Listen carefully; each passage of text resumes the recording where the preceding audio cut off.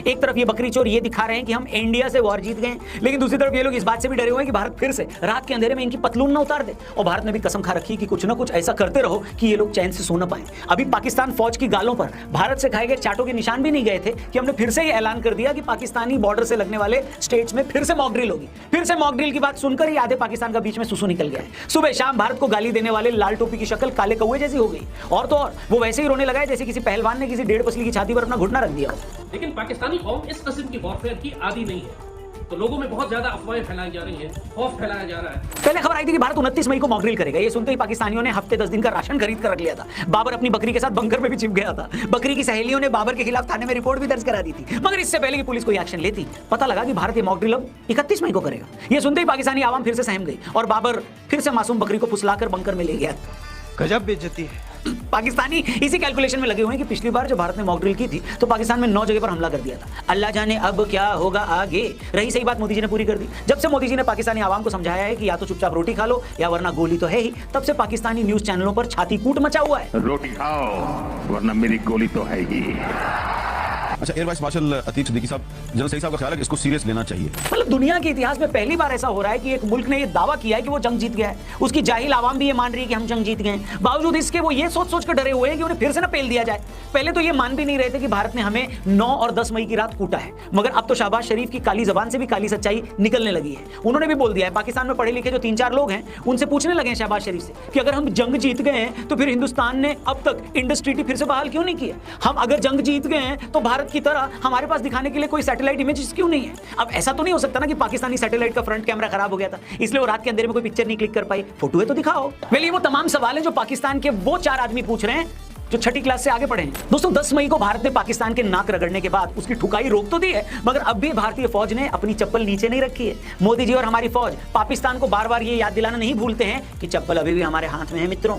अब दिक्कत ये है ना कि मरियम शरीफ के आशिक मादरणीय मुनीर को एक तरफ ये शेखी भी बगारनी है कि हमने दुश्मन के दांत खट्टे कर दिए, इंडिया को हरा दिया, दूसरी तरफ 10 मई को भारत के हाथों गर्म सरिये से हुई पिटाई के निशान अब भी उनकी नंगी पीठ पर छपे हुए हैं। ये बड़ी अच्छी बात कही आप।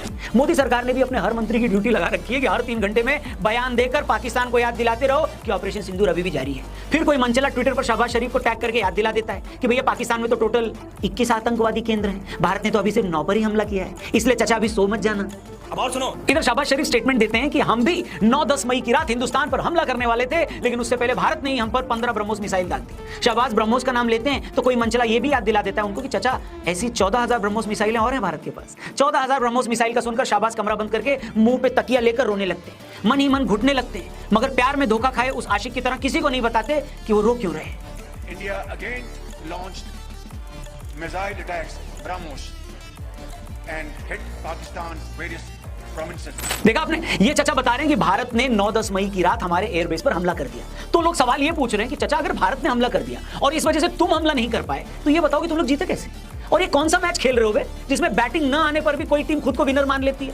हमने तो तुम्हारे बॉलर्स की भी कुटाई की, बैटर्स को भी खेलने नहीं दिया। इसके बावजूद तुम्हारी जाहिल फौज गधे के ऊपर बैठकर पूरे मुल्क में विक्ट्री लैप निकाल रही है। क्यों?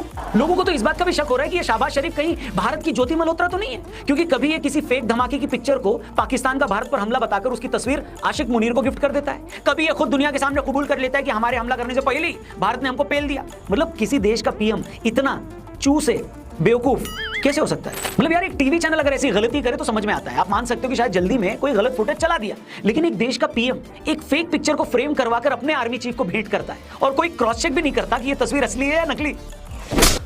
सड़ी के अब तो सच बोल दे भोसड़ी के। मतलब आपको इस बात के लिए तो पाकिस्तान के हुक्मरानों की तारीफ करनी ही पड़ेगी कि उन्होंने अपनी आवाम को इतना जाहिल रखा है कि ये लोग आज आम और अमरूद में भी फर्क नहीं बता पाते। इन्हें कोई भी चिकन बिरयानी की जगह कौवा बिरयानी खिला के चला जाता है, इनके मटर पनीर में कोई भी पनीर की जगह थर्माकोल डाल जाता है, और छोटे भाई का पजामा और बड़े भाई का कुर्ता पहनने वाली इस जाहिल कौम को ये पता भी नहीं लगता कि कोई इनका क्यूटिया बना रहा। इन जाहिलों को कोई ये जाकर बताए कि भाई भारत में फील्ड मार्शल मानेकशॉ को फील्ड मार्शल तब बनाया गया जब उन्होंने पाकिस्तान के 2 टुकड़े कर दिए थे, 93,000 पाकिस्तानी फौजियों को बंधक बना लिया था, भारत की फौज ने पाकिस्तान के कई शहरों पर कब्जा कर लिया था। लेकिन मरियम के आशिक मादरणीय मुनीर ने किस बात पर खुद को फील्ड मार्शल बना लिया बॉस? क्या शहबाज शरीफ ने उन्हें इस बात का इनाम दिया कि जब भारतीय मिसाइलों से डरकर भागने की बारी आई तो मुझसे भागा नहीं जा रहा था मुनीर, तुम ही मुझे गोदी में लेकर बंकर में छिप गए थे? या उस रात शहबाज शरीफ का बीच में 10 बार पेशाब निकला और तुमने सिर्फ 3 बार ही अपनी पैंट गीली की, इसीलिए शहबाज शरीफ ने मुनीर को बोला होगा कि वाह तुम कितने बहादुर हो मुनीर, मुनीर, ये लो फील्ड मार्शल की उपाधि। मतलब क्या ही पैदल और फटीचर देश है यार। सच तो ये कि मुनीर के खुद को फील्ड मार्शल बनाने के बाद दुनिया भर के आर्मी चीफ अपनी अपनी गवर्नमेंट से भीख मांग रहे हैं कि चाहो तो कोई भी वॉर जीतने पर हमारा कोर्ट मार्शल कर देना, मगर बाबर की बकरी का वास्ता हमें फील्ड मार्शल मत बना देना इसकी तरह। मतलब पाकिस्तानियों ये बताओ यार, लड़ाई तो तुमने आज तक एक भी नहीं जीती। भारत से जितनी भी जंगें लड़े हो हर बार मुंह की खाई है, फिर भी तुम्हारा हर फौजी अफसर कंधे पे 20-20 बिल्ले लटकाकर क्यों घूम रहा है? गजब बेइज्जती है। कहां से आए ये बिल्ले? बिना वॉर जीते ये बिल्ले लाहौर की पटरी बाजार से खरीद कर लाए हो क्या? हमें तो ये पता है कि पाकिस्तान में फौज प्रॉपर्टी का काम भी करती है। पाकिस्तान के अफसर हाउसिंग कॉलोनियां भी बनाकर बेचते हैं। तो ये बिल्ले क्या बेस्ट प्रॉपर्टी डीलर्स को देते हो क्या? मतलब जो जितने फ्लैट बेच देगा उतने बिल्ले। और आसिम मुनीर के बिल्ले देखकर तो लगता है कि उसने पूरा मुल्क ही बेच दिया। नहीं, वेल पाकिस्तान की फौज और फौज के बूट पॉलिश करने वाले नेता ही नहीं, अब तक पाकिस्तान के आतंकियों के भी धागे उधड़ने लगे हैं। वो पब्लिक रैलियों में रो रो कर बोल रहे हैं कि हम अपने लोगों की लाशें गिन गिन कर थक चुके हैं, हमें मजबूर मत करो। अल्लाह की कसम हमें न छेड़ो, हम गमज़दा है, हम जख्मी है, हम लाशें उठा उठा के थके हुए हैं।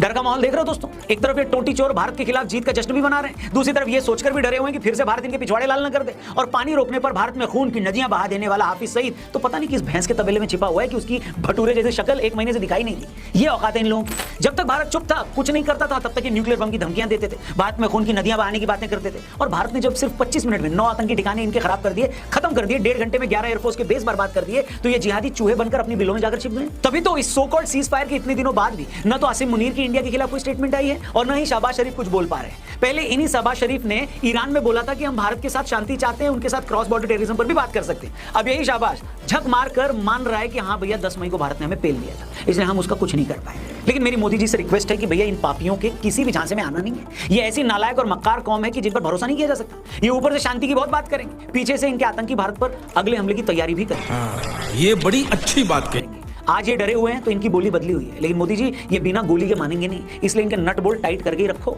हमें पता है कि पाकिस्तान जल्द ही चीन से 5वीं जनरेशन के लड़ाकू विमान खरीदने वाला है। हमारे पास 5वीं जनरेशन का विमान आने में टाइम है। जो हम अपना लड़ाकू विमान बनाने की बात कर रहे हैं उसमें अभी 9 साल लग जाएंगे। ऐसे में जरूरी है कि पाकिस्तान का इसी बीच फिर से इलाज कर दिया जाए। ये इलाज कैसे करना है हमारी फौज और खुफिया एजेंसियां डिसाइड करेंगी। लेकिन इतना तो तय है दोस्तों कि अगर पाकिस्तान इस बीच मजबूत हुआ तो वो भारत को चोट पहुंचाने से बाज नहीं आएगा। इसीलिए अज्ञात आदमी को फिर से काम पे लगाना पड़ेगा, उसको एक्टिव करना पड़ेगा, उसका बर्नर तेज करना पड़ेगा, बलूचिस्तान में BLA को सपोर्ट करना पड़ेगा, खैबर पख्तूनख्वा में तहरीक तालिबान को मजबूत करना पड़ेगा, पाकिस्तान का बांस करके रखना पड़ेगा। रूस के विदेश मंत्री जून के आखिर में भारत आने वाले हैं, उनसे रूस के 5वीं जनरेशन के विमान सुखोई Su-57 खरीदने की बात हो सकती है। रूस से और S-400 एयर डिफेंस सिस्टम लिया जा सकता है। DRDO और HAL को कहा जा सकता है कि वो देश में ही उन्नत किस्म के हथियार बनाएं। हमें पता है सब हो भी रहा होगा, लेकिन जब दुश्मन पाकिस्तान जैसा मक्कार हो जो हमसे भले ही कितना कमजोर क्यों ना हो, लेकिन उस पर भरोसा नहीं करना चाहिए। खासतौर पर तब जब उसे चीन की बैकिंग, जब अमेरिका उसे हर बार बचा लेता हो, जब टर्की जैसे उसके यार उसे हर तरह से सपोर्ट कर रहे हैं, और दूसरी तरफ भारत है जिसके पास सिवाय अपनी खुद की ताकत के कुछ भी नहीं है। ना हम अमेरिका के लिए सस्ते गुंडे हैं जो हमें सपोर्ट करेगा, ना हम पाकिस्तान की तरह चीन के चंपू बन सकते हैं। रूस यूक्रेन युद्ध में उलझा है, इजराइल अपनी प्रॉब्लम्स में फंसा है। ऐसे में भारत को सिर्फ और सिर्फ खुद पर भरोसा करना होगा। हमें अपनी तैयारी पूरी रखनी होगी, इंटरनल सिक्योरिटी पर भी ध्यान देना होगा, घर में बैठे गद्दारों को भी आइडेंटिफाई करना होगा। और रही बात सोशल मीडिया के गद्दारों की, तो उनसे हम निपट लेंगे, उनकी रेल बनाने के लिए हम ही काफी हैं। भाई लोग आप कमेंट करके बताओ क्या पाकिस्तान से अभी बातचीत करनी चाहिए, अभी इनकी और पिलाई होनी चाहिए? जो भी हो आपकी राय कमेंट करके हमें जरूर बताएं। दोस्तों नमस्कार, वीडियो पसंद आया हो तो लाइक और शेयर करें। ऐसी न्यूज़ देखने के लिए हमारे YouTube चैनल को सब्सक्राइब जरूर करें। धन्यवाद। जय